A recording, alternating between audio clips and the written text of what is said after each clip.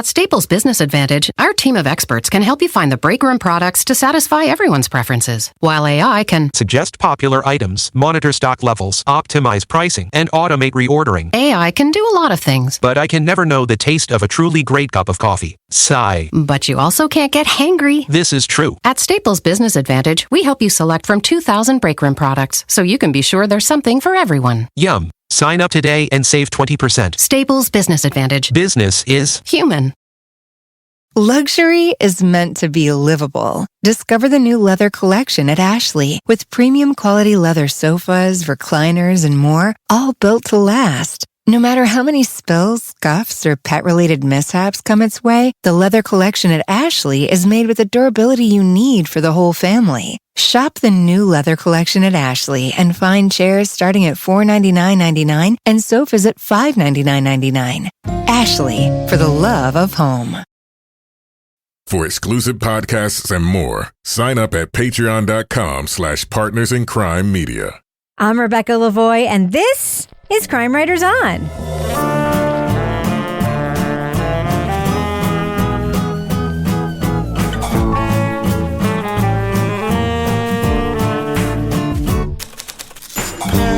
Crime Writers On is the original true crime review podcast that digs into true crime, pop culture, other podcasts.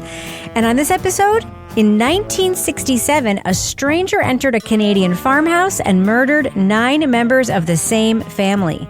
What was behind this random act of violence? We'll review the podcast, The Shell Lake Massacre.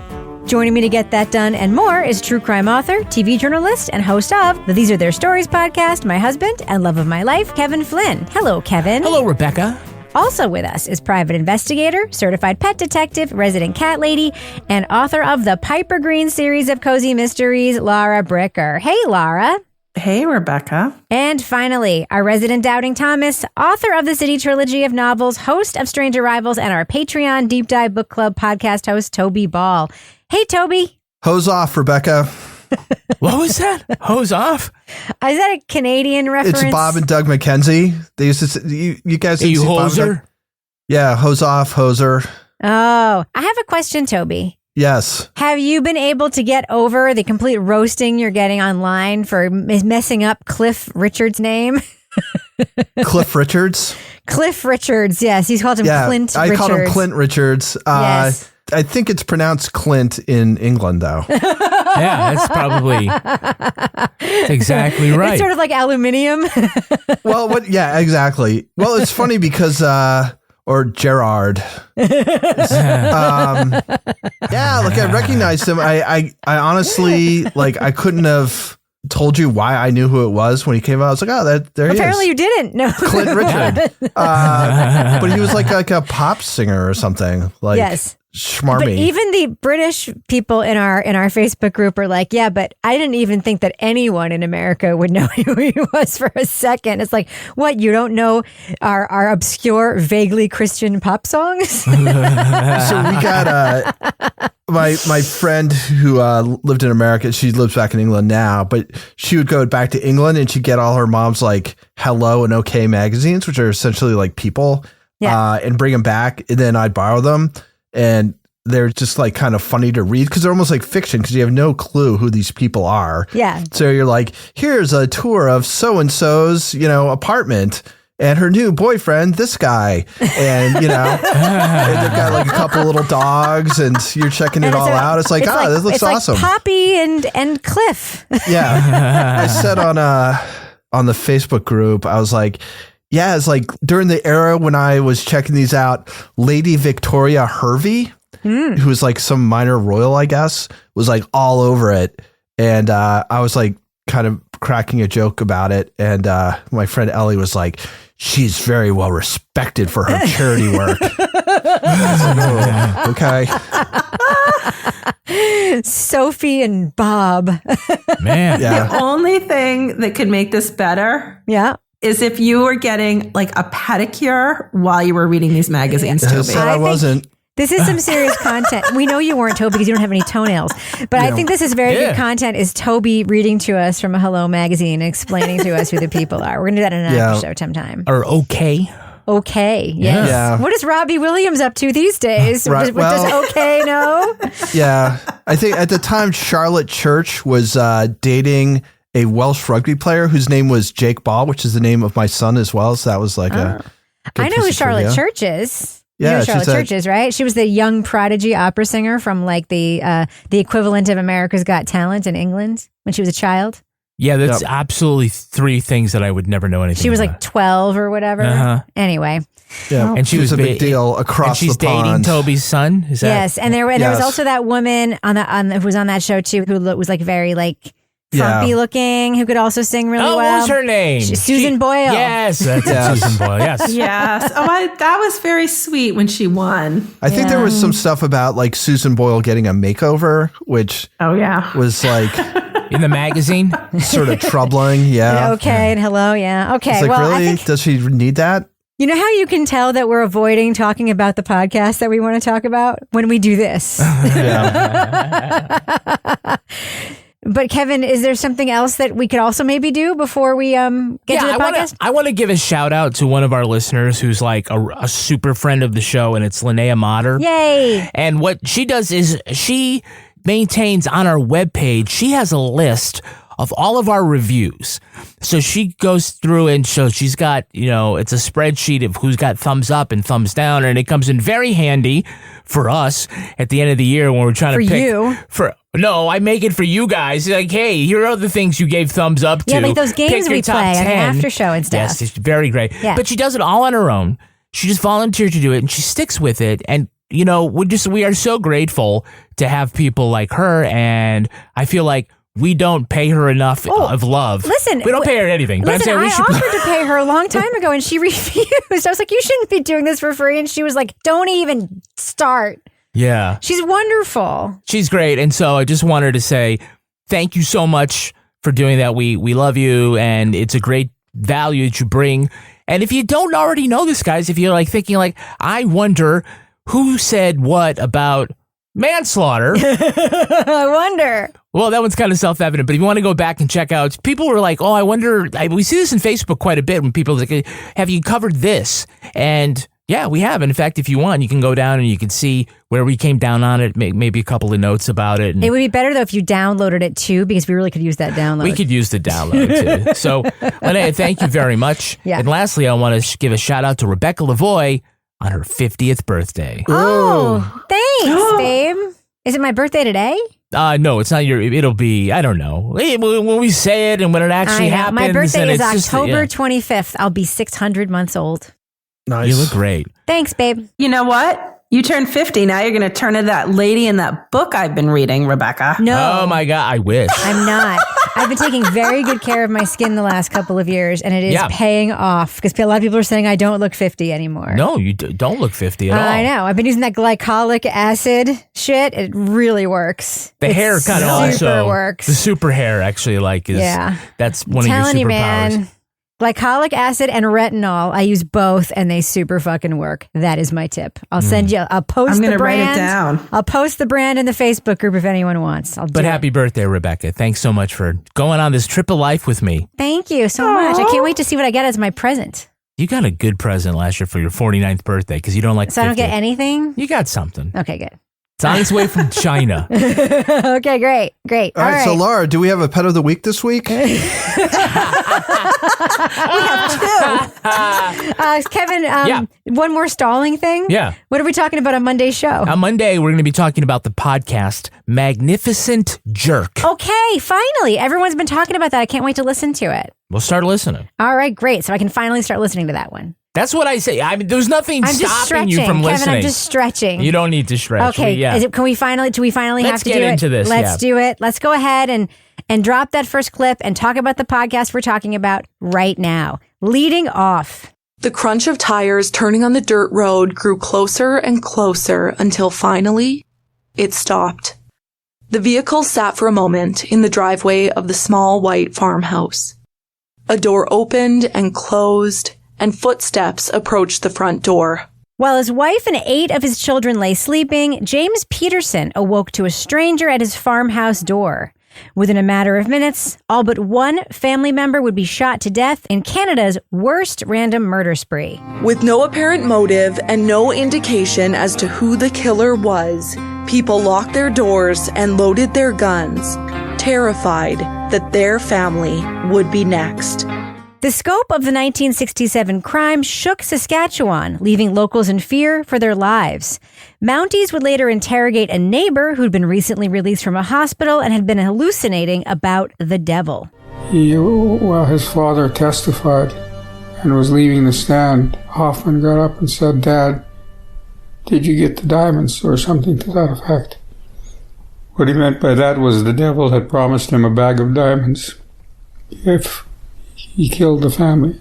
Rawlco Radio presents the 6-part podcast, The Shell Lake Massacre. Host Brittany Caffet recounts one of Canada's most gruesome slayings. She also introduces us to Kathy Hill, the only surviving member of the Peterson family, as they both return to the scene of the crime.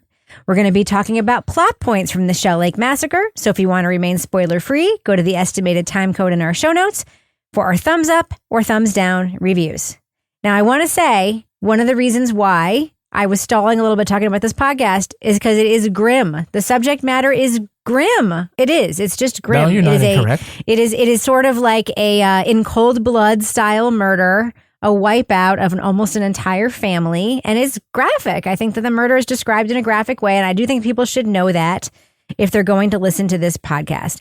But Kevin, there's also a this is also a formatically interesting podcast because it sounds to me like it was maybe made for radio. It's exactly right. Okay. Yeah, it was. It's one of these broadcast to podcasts kind of thing. It's a Canadian radio station, and I forget the call letters, but yeah, this. I mean, I think it's probably part why these are like 20-minute episodes. They're all the same length, yeah. All the same length, and I thought like, oh well, this could be a tight telling story, but what ends up happening is that a lot of the production value is very much like commercial radio news as opposed to podcasting.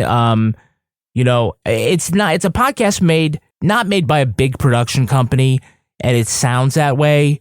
And so I feel like, when we're talking about it, I'm not going to say we will grade it on a curve, but I think we have to talk about it in an evaluation kind of with that in mind.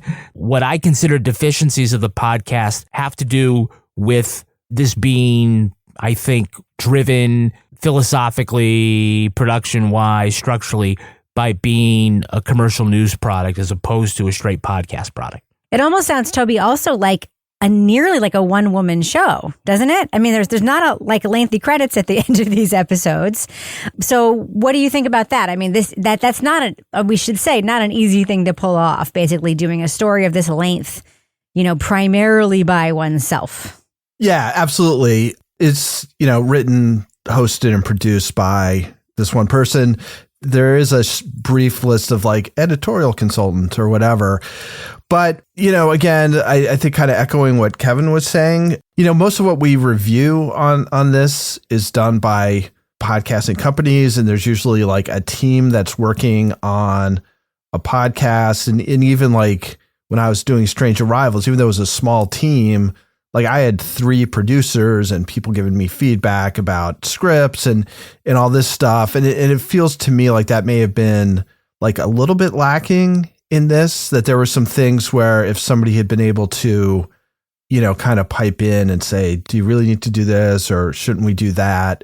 That might have been helpful. Because I just know that when you're just doing it yourself, you've got these certain ideas and you're so immersed in it that it's really necessary to have somebody from the outside kind of looking in and giving you feedback that way. And I think sometimes this podcast would have benefited from that. Yeah. I mean, one of the questions I had, Laura, is does this podcast tell the story of a larger social issue that is topical right now? Does it tell the story of something that needs to be reformed?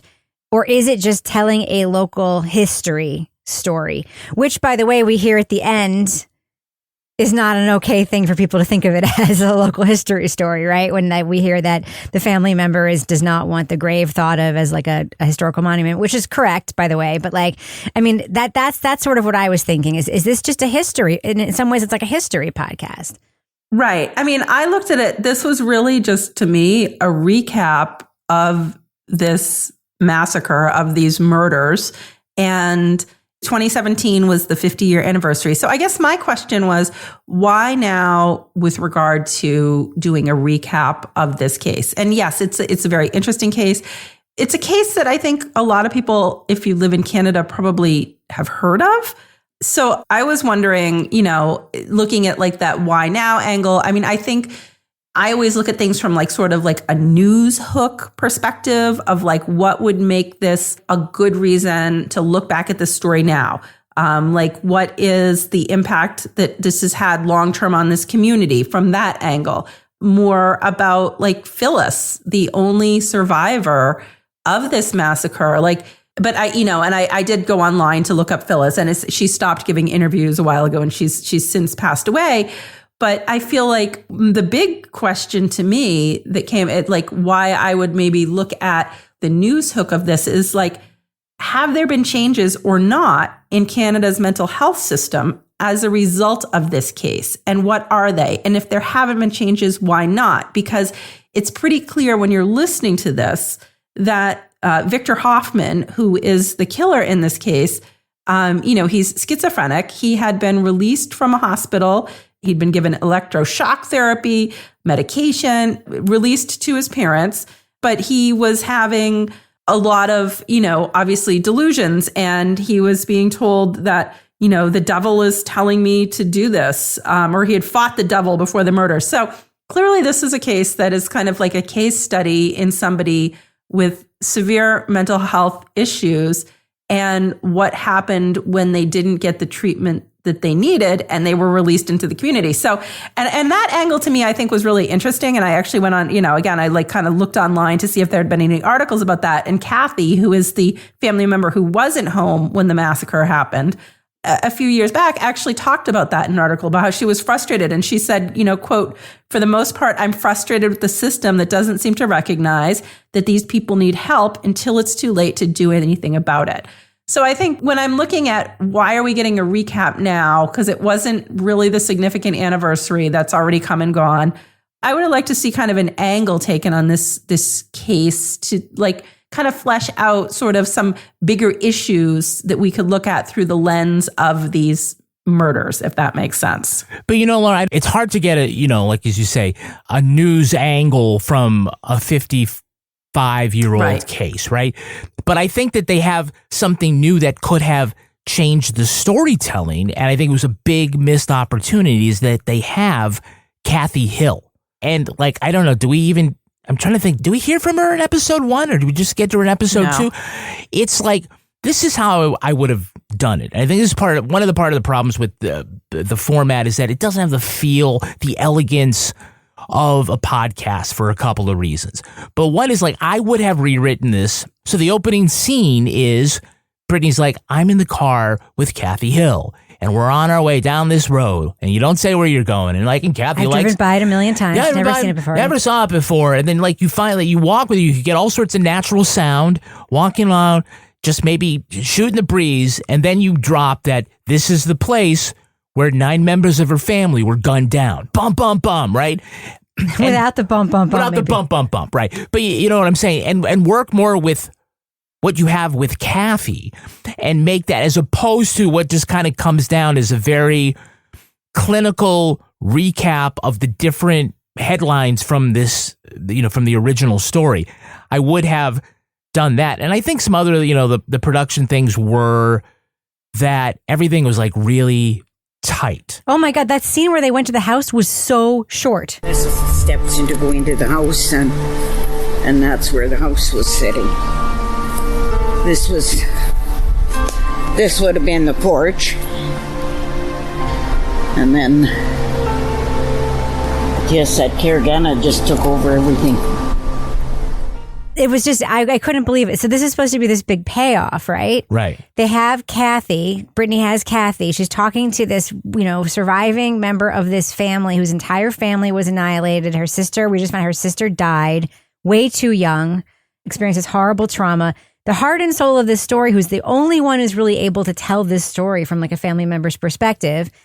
We go back to the house where we just heard, by the way, a way too graphic TikTok of this murder, we're there, and then we're there for like 90 seconds. It felt like it was like then the graveside, a couple of bottles on the ground, and then we get back in the car and we get out of there. It's like, even if you weren't there 90 seconds, like let us breathe there for a minute. Yeah, there's like one soundbite where I think it's the neighbor. Someone is talking about, the incident, and they begin to cry.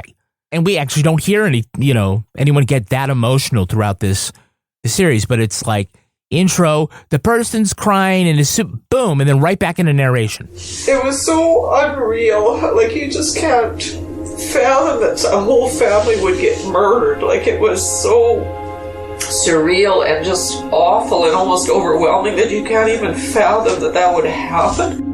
Life slowly returned to a regular routine for the Simonar family. The emotional impact, like, we don't get to sympathize with that moment because all of a sudden now we're back into narration. Right. Whereas a little more elegant production would have been, they would stop, there would be some music, and it would sort of breathe. Just a beat, yeah. A beat, and then come back in, and then maybe read it to, like, all of a sudden it's a little more sympathetic, a little more empathic. All the narration was basically the same. It was all very news radio. And I think that that's sort of the form defeated the function. Yeah. Well, the other thing, Toby, that I felt was that there were a lot of details that were missing, and then there were a lot of details that were extraneous. So as far as like the house stuff goes, like, I'm curious to know, like, what's going to become of this property, right? Abandoned property right across from this other farm.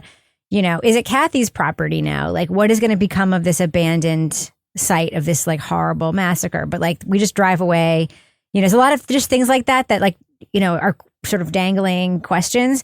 But then instead of getting those, I do get a lot of details that I kind of don't necessarily want. What did you think about that? How did you think of the disbursement of sort of like storyline and details worked here? Yeah, I mean, I think there wasn't a whole lot of signposting about what's important and what's not important. Like, one of the sort of quirks of this is that she's constantly naming like everybody. So she'll be like the whole list of children. Yeah, like both parents and the whole list of children. And she does that, like 4 or 5 times? With Kathy away, life on the farm continued for Jim, Evelyn, Jean, Mary, Dorothy, Pearl, William, Phyllis, Colin, and Larry. Although they were missing their eldest daughter, the 8 children at home kept Jim and Evelyn busy. Like, I was just never sure. I'm like, am I supposed to like keep track of who these people are? Is it going to matter in the end? It's really hard to find something to grasp onto to sort of center the story around. So instead, you're just trying to keep track of a bunch of names, relationships, some dates, but it's never clear, like, what's sort of the core of this? And I'm not sure I'm clear when it's over either. It's like, what do you want me to, like, what's the point? Like, what are we taking away from this?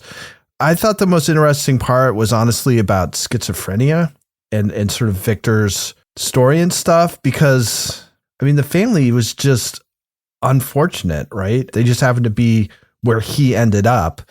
So most of that stuff is just like, here are these people who are going to die, and this is what their deal was. So, Kevin, but it's hard to say that we don't like Brittany Caffet. Oh, no. That's one thing I want to make clear. Yeah. I mean, like, good grades for effort here. She actually got more people who were there, the neighbors, the reporter, and Kathy, than I would imagine anybody else would get from a 50-year-old case. She is the true crime enthusiast on the staff, I guess, and she's like, this is the one I want to tell.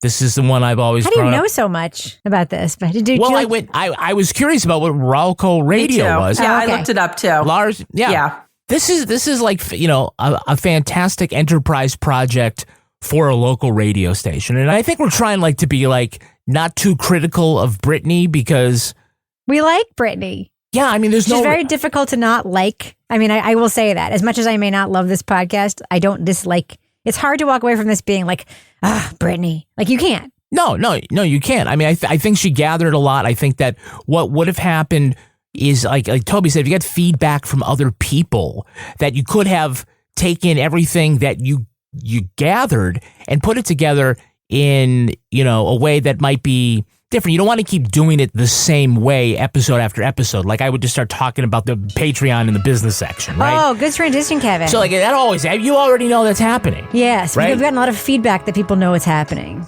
People know it's they know it's going to happen. You've telegraphed it. Yes. Well, until they tell me to stop doing it, then I'm not we're still going to do it. I'm still going to do it. We need to tell people what's on our Patreon. Yeah, if you join us on Patreon.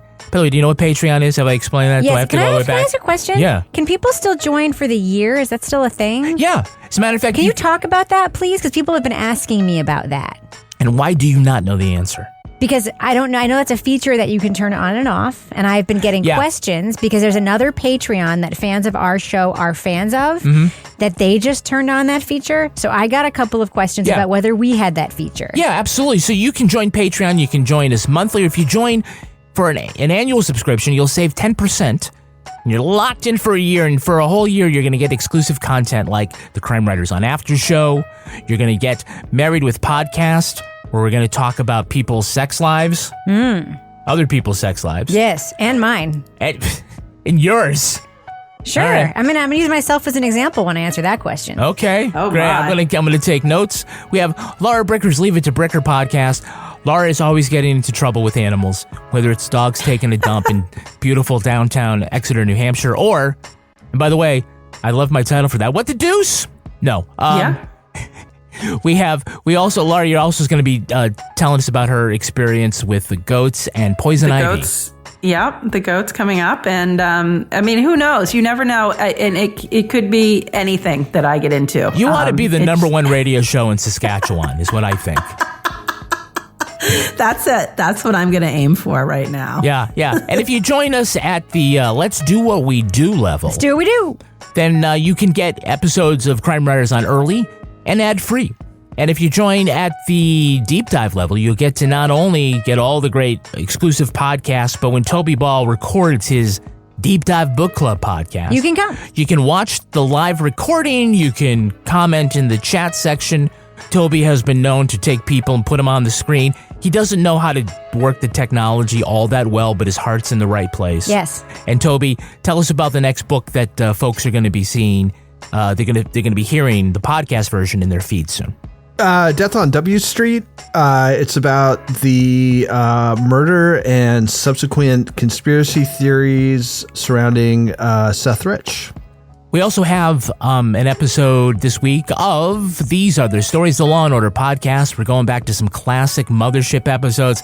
This is one where Mike Logan is confronted by his childhood priest. And his childhood priest is doing exactly what you would think a childhood priest would be doing. Wow. All right, Kevin, before we end the business section, do we have any Patreon patron saints of the week this week? Our Patreon patron saints are Lindsay Rotary and Agatha Hiron. Ooh. Bless you. Bless you, Lindsay. Bless you, Agatha. I actually had a little interaction with Lindsay on Facebook this week. She was a wonderful person. I know. I didn't have that interaction on Facebook. But I told you about it. Because You're locked out. I've been locked out of Facebook. I know. You're banned. You're banned. When can you come back? In like 26 days? At this point, it'd probably be like 2 more weeks. You know what that means, guys? That means I'm in charge of our Facebook group. I can do whatever I want. Can you even look at it, Kevin? I can look at it. He can see what I'm doing. Yeah, my own Facebook is fine, but I can't. There was an issue with the These Are Their Stories page, and he can't Facebook, participate in any of our groups or pages. So I am the president for a short time. Yes, and he can see what I'm doing, but he can't do anything about it. I think this is a good place to end the business section. And thus ends the business section. I'm gonna go ahead and play that music out right now, and you can't do anything about that either. Ba-doop boop. At Staples Business Advantage, our team of experts can help you find the breakroom products to satisfy everyone's preferences, while AI can suggest popular items, monitor stock levels, optimize pricing, and automate reordering. AI can do a lot of things. But I can never know the taste of a truly great cup of coffee. Sigh. But you also can't get hangry. This is true. At Staples Business Advantage, we help you select from 2,000 breakroom products, so you can be sure there's something for everyone. Yum. Sign up today and save 20%. Staples Business Advantage. Business is human. I want people to understand this ordeal. It's taken a toll on both of us. Casey Anthony's parents respond after 15 years of allegations. I've gotten blamed for something I didn't do, and it tears me up inside. This can change our life. This is serious. This is their final response. The test is about to begin. Please remain still. Casey Anthony's parents, the lie detector test. Watch now, only on A&E. And watch next day on the A&E app. Luxury is meant to be livable. Discover the new leather collection at Ashley with premium quality leather sofas, recliners, and more, all built to last. No matter how many spills, scuffs, or pet-related mishaps come its way, the leather collection at Ashley is made with the durability you need for the whole family. Shop the new leather collection at Ashley and find chairs starting at $499.99 and sofas at $599.99. Ashley, for the love of home. So, Laura, I know I mentioned this before, but do you agree with me that the description of the murders in this podcast are pretty graphic? Yeah, I mean, and this is something that I do for work. So, I mean, I'm used to murdering. Like, reading. You murder people? No, for work? I don't murder people for work. But I read. I do. In my role as a criminal defense investigator. Over the years, I have had to read very graphic reports and look at graphic photos. But that's just for me. Or like the people involved. That's not for the general public listening to it. So, I mean, yeah, it's like we have this guy, he was shot 11 times. His wife, and here I'm going to repeat all this graphic stuff. His wife, Evelyn, shot dead behind their house with the toddler. She had jumped out the window with him. 6 other children shot at close range while they were asleep. And then the one that survived, hidden under the sheets between 2 of her sisters who had been killed. So it's very graphic, but honestly, I don't know how you can not give some sort of description of what happened, because this is, like you said earlier, this is like Canada's version of like the murder that was documented in cold blood, like a rural farmhouse and a family murdered and a family shot. But we got a description in the first episode, but then in like episode 6 or whatever, or 7, we got a minute, like a second by second, like, and then he did this, and then he did this, and then he did this. Yes, when he like pulled up based to on the house. confession. Yeah, it was hard. Yes. It was so hard to listen to. Like, I found it very difficult to listen to. Yeah, well, I think that was when he's like, he couldn't eat, he couldn't sleep, he could only think of killing. Yeah. I was like, oh, man. Yeah, it was pretty graphic, but it's hard to know. Again, in a case like this where you do have, an entire family murdered, I feel like you do have to give some description, but maybe a trigger warning would have been helpful. Toby, what do you think? Yeah, I found it pretty jarring, quite honestly. Like, I didn't really need to have that specificity. Like, I kind of feel like if you're going to be that specific, like, those details should mean something rather than just be kind of put out there. You don't really hear about it again, right? It's not like something that's in dispute at the case, doesn't give you any insight into anything. It's just like, oh, this is what happened, and it's freaking horrible. So, yeah, I mean, I kind of agree with Rebecca in that I probably wouldn't have done it this way or at all. I mean, I think it's fine to say, just something along the lines of he went room to room and killed everybody in the family, and the only survivors were people he didn't realize he hadn't killed. I mean, that's sufficient, right? I mean, you don't need to know. Yeah, I almost feel like it's because she had, like, sometimes, and we've talked about this, Kevin, we've talked about this when we talk about writing, like, you don't want to kill your darlings. I think it's like she was able to get this like play-by-play of what happened. So she felt like she wanted to use it. Right. I'll tell you. And I've been in that situation myself when I've been reporting and writing, and I'm like, oh, I've got this juicy detail. And I really, so it's like you get the information and you're like, well, I have this, But I'm not like counter, like including details in true crime stories. And there are some details in here that are horrific, but underscore the point in a way that to me is much more effective. So an example of that for me would be in the aftermath of the shootings when the surviving sister went across the street and the neighbor cleans her up and then puts her pajamas out on the line because they had been bloody. Like, that was like for me, a very effective way of conveying the horror of the scene without then also telling me about the siblings on either side of that sister having been shot in the exact manner in which they were shot. You know what I mean? Like, that was plenty horrible. About the cows, crying because they hadn't been milked because the whole family was dead. And you all know that you got to milk the cows on time, otherwise they suffer. There were other descriptors in there that were to me, very effective. Another thing that was interesting to me, detail-wise, is that the lack of communication in Saskatchewan in 1967 made it so the sister didn't find out, for a really long time. Should have a phone. Right. She had to find out basically by Paul Revere style that her family had been murdered. It's just, that kind of stuff to me was those details. And those were the things I would have given a little more time to, because those details are that to me is what brings a sense of place, a sense of atmosphere, a sense of tone, and a sense of horror without, giving the... I'm okay with the details. I think that they're important. I don't have an opinion on the tone or whether it was delivered the right way.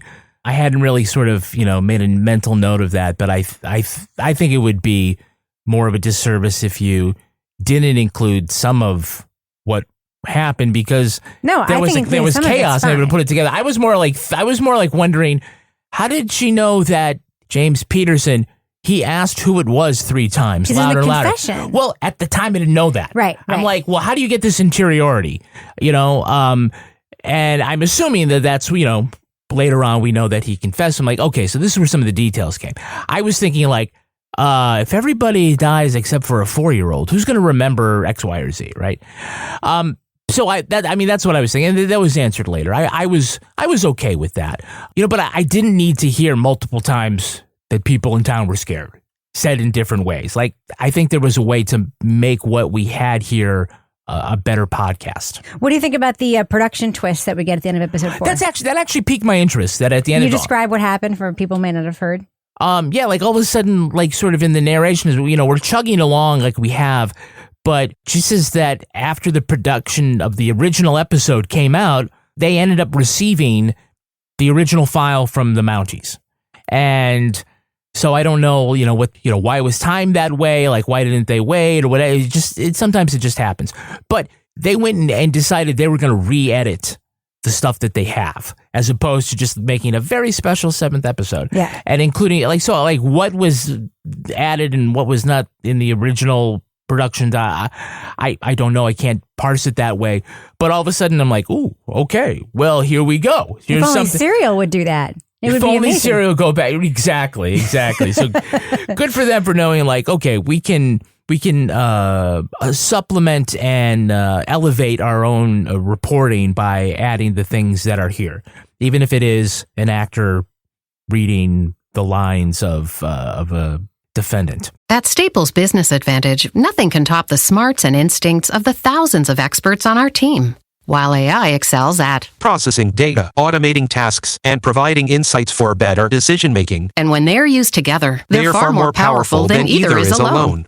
Whoa. I've never felt more alive. Let Staples Business Advantage use today's latest innovations, plus our team's experience, to make business easier for you. Sign up today and save 20%. Staples Business Advantage. Business is human. I never did anything to harm my daughter or my granddaughter. The test is about to begin. Please remain still. Oh, man. Casey Anthony's Parents, the lie detector test. Watch now, only on A&E. And watch next day on the A&E app. Luxury is meant to be livable. Discover the new leather collection at Ashley with premium quality leather sofas, recliners, and more, all built to last. No matter how many spills, scuffs, or pet-related mishaps come its way, the leather collection at Ashley is made with the durability you need for the whole family. Shop the new leather collection at Ashley and find chairs starting at $499.99 and sofas at $599.99. Ashley, for the love of home. All right, let's do what we do. Let's let our listeners know, should they check out the 6-part podcast, The Shell Lake Massacre? Laura Bricker, what do you think? Thumbs up or thumbs down for this podcast? So for me, I think this podcast wasn't necessarily the type of true crime podcast that I kind of gravitate to and listen to.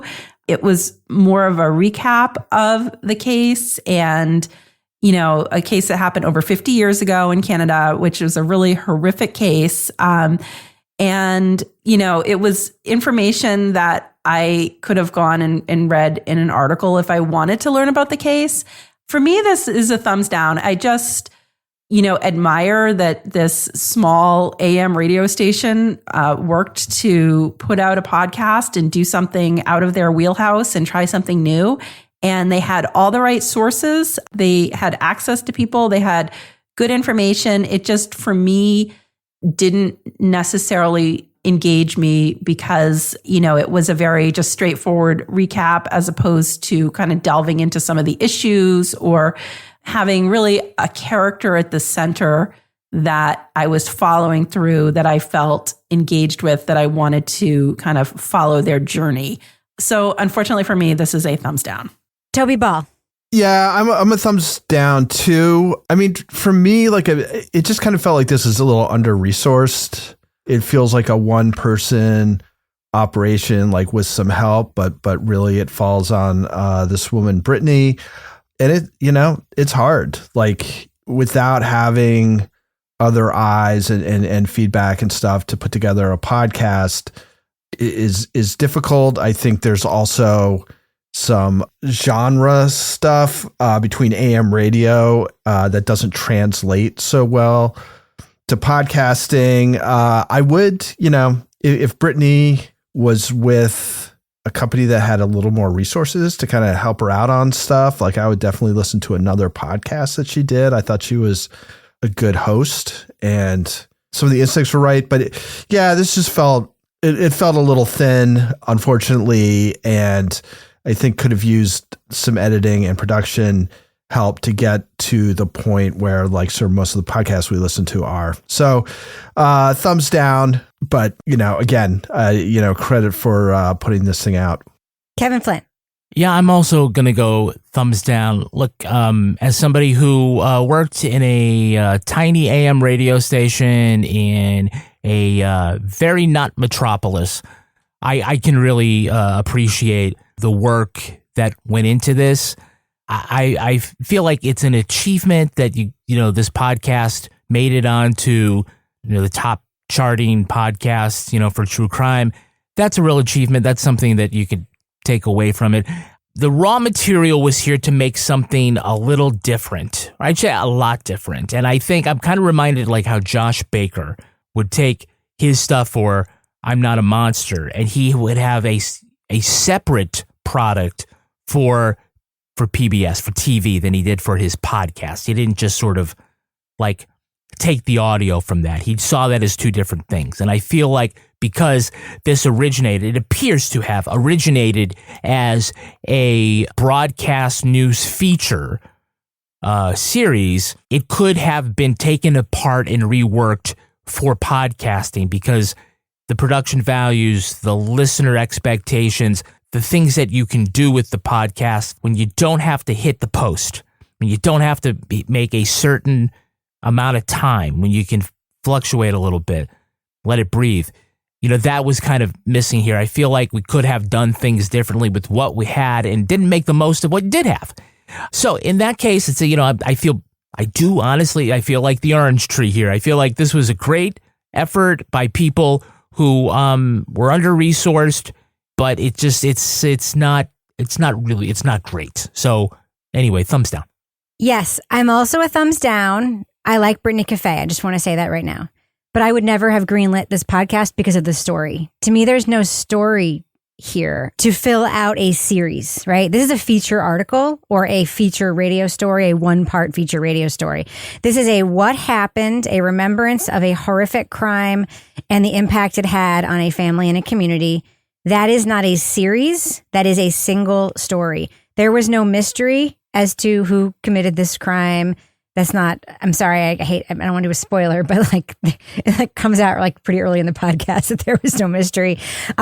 This is something that it's very much here's what happened, here's what happened, here's what happened. It's just a retelling. And I am not comparing it to Families Who Kill the Donut Shop Murders. I'm not.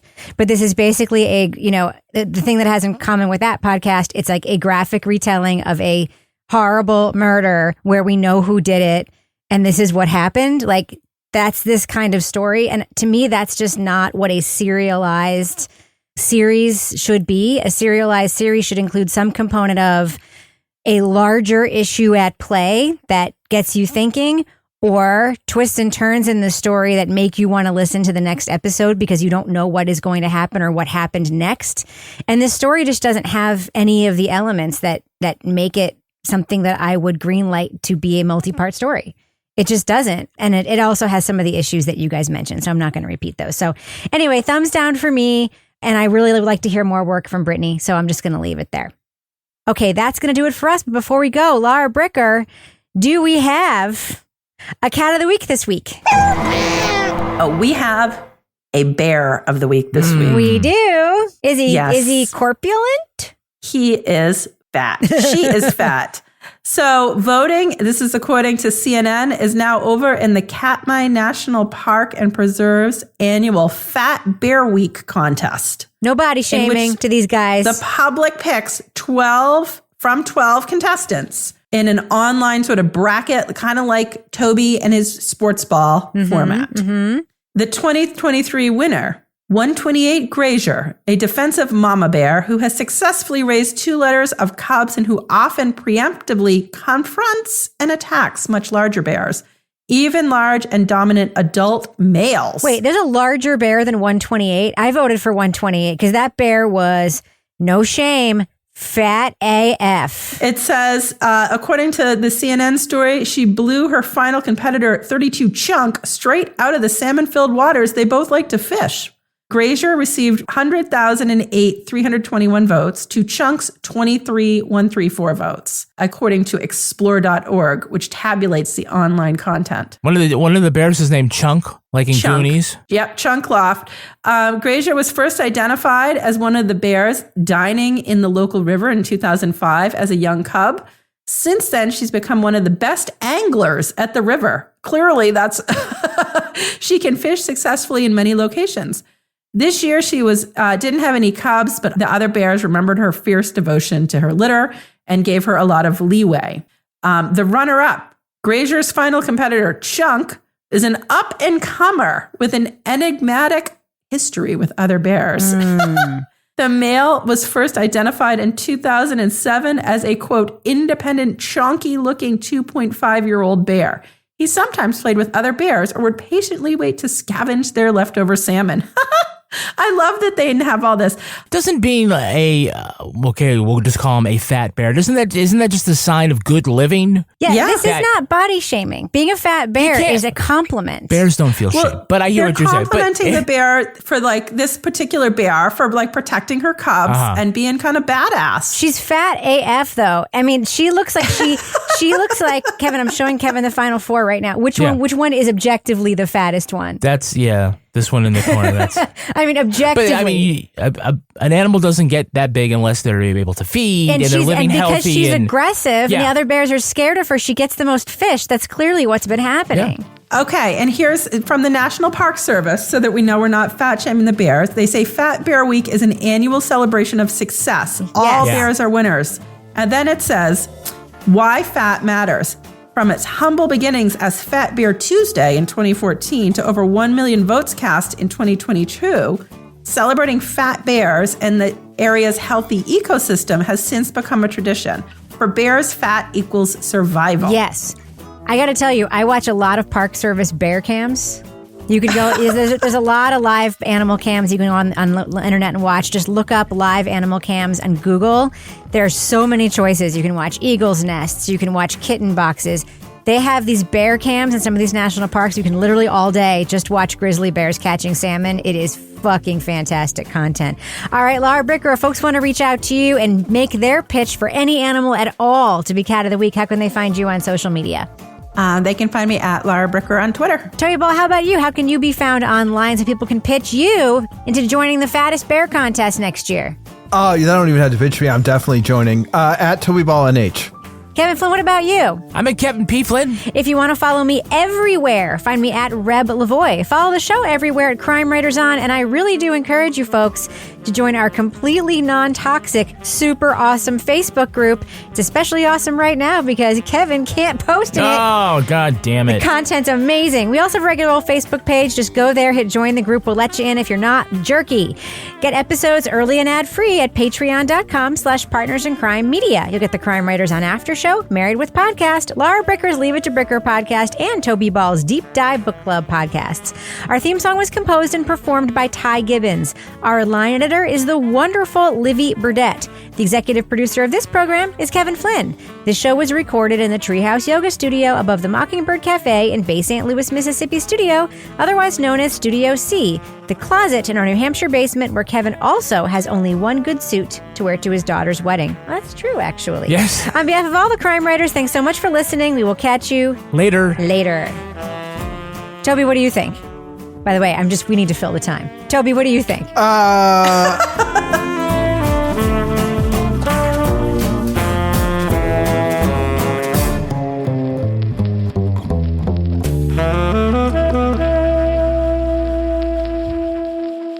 Partners in Crime Media. At Staples Business Advantage, nothing can top the smarts and instincts of the thousands of experts on our team. While AI excels at processing data, automating tasks, and providing insights for better decision-making. And when they're used together, they're far more powerful than either is alone. Whoa. I've never felt more alive. Let Staples Business Advantage use today's latest innovations, plus our team's experience, to make business easier for you. Sign up today and save 20%. Staples Business Advantage. Business is human.